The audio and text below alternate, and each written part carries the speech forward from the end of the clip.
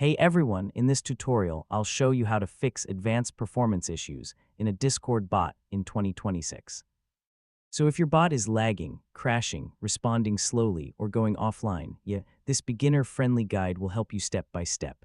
First, figure out what problem your bot actually has. So slow replies, memory usage, API errors, crashes, or command delays. Next, remove features your bot does not really need. I mean, too many commands and background events can slow everything down. So if your bot uses databases, optimize queries and avoid loading too much data at once. Slow database requests can seriously affect performance. Now use caching systems to store frequently used data. Caching helps reduce API requests and improves speed. So the Discord API has rate limits. Sending too many requests too quickly can slow down or temporarily block your bot. Next, check your hosting environment.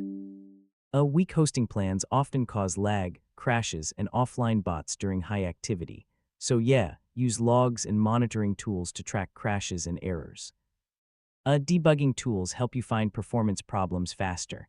Now improve your bot's code structure. So cleaner code, async systems, and modular files can improve overall stability. Finally, test your bot under heavy usage.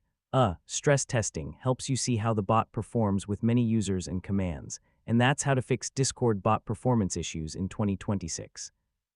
Once you optimize hosting, API usage, and system structure, your bot can run much faster and more reliably. If this guide helped you, feel free to check out more Discord development tutorials.